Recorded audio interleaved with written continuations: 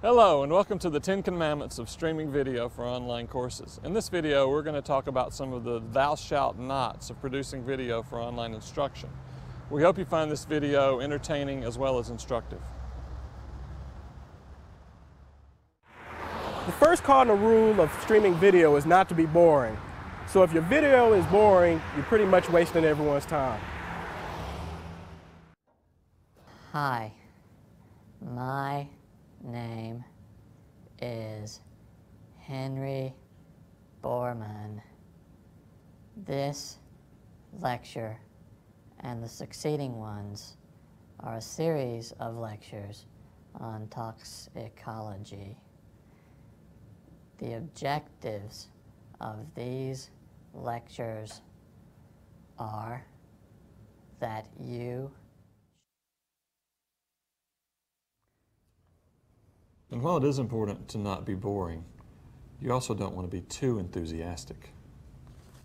Ready, set, go! Good morning, class. Today we're going to learn about lots of theories related to health behavior. And after you learn about all those theories and how you can change behavior for the better, we're going to take a test. Let's everybody say yay! Good night, stars. Good night, air.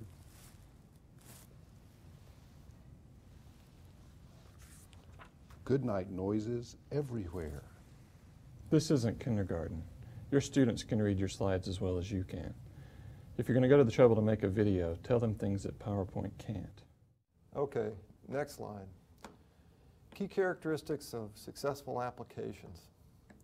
Well-researched proposal topic, highly qualified applicants, well-described capabilities, well-organized, focused, visually appealing proposal. You took me all night long. Some things just don't work outside of their original context. Remember this when you translate your traditional instruction into the online environment.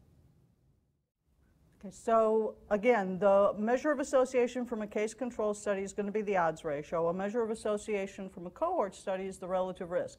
Where we're going to go on from that material in today's lecture is, wait a minute, how many times do I have to tell you people, I don't want you wearing hats in this classroom? Take it off. Okay, you too, Thor, that goes for you too. No hats. A widely accepted rule of thumb for video lectures is to limit the video to 15 to 20-minute segments. And this does not mean to give a 2-hour lecture divided into 8 15-minute segments. Okay, in today's lecture we're going to do a survey of a variety of common infectious diseases and some uncommon infectious diseases, and the schedule is we'll just go through some of them alphabetically. So A is for anthrax. Anthrax is a spore-forming bacteria which is antibiotic resistant and has been known since ancient times. There's cutaneous anthrax, which typically individuals who work with domestic animals like sheep and cows and animal hides tend to get that. The more common anthrax is the bioterrorism anthrax, which is the big concern there is if it's inhaled and also because it persists so long in the environment. Another disease which has captured the American's public, H, is the hantavirus. Hantavirus is a virus which is transmitted by inhalation, typically of dust particles which have been contaminated with the urine from deer mice. And it was first discovered in the United States in the Four Corners area in a Navajo population. And then finally, or not finally, Y would be Yersinia pestis, which is plague. Yersinia pestis, which we think... You will also want to limit the amount of motion in your video. Not only does motion render quite blurry when it's streamed, excessive motion can also lead to other undesirable effects.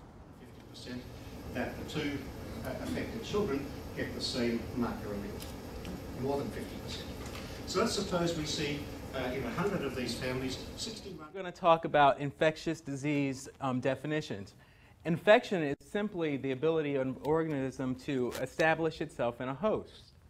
But all infections do not constitute disease, and a premier example of that is that you can have HIV, but you not have AIDS. While cell phones are an undeniable fact of everyday life, it's generally a good idea not to bring yours to the studio.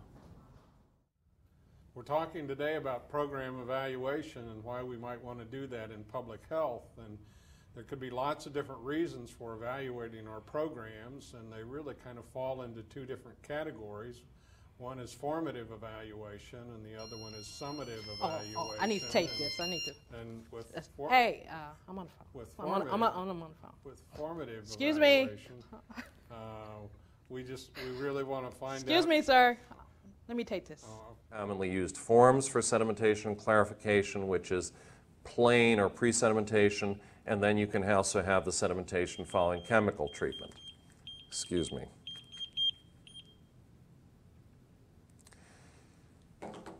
Sorry about that.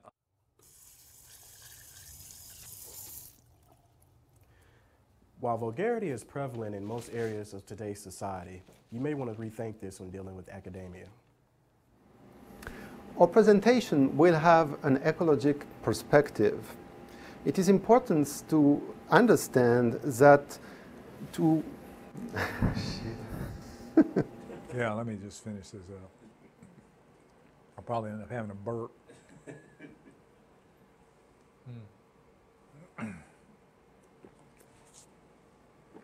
My mouth was dry as cotton from the last class, so you don't get that on. That's better. Better than a Budweiser. We've been talking about the action that happens in front of the camera. Now let's look behind. Framing is an essential part of streaming media. Proper lighting is also an essential element for good video. Agent and therefore could be potentially infectious. Depending on when you're watching this particular.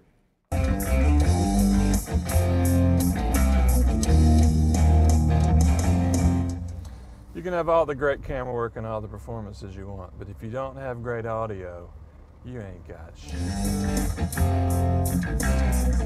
Welcome, Dr. Kilburn. Thank you. Thank you. And I want to. Oh. I've never needed a pointer.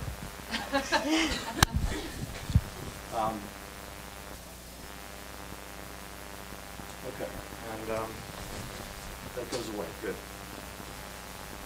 All right.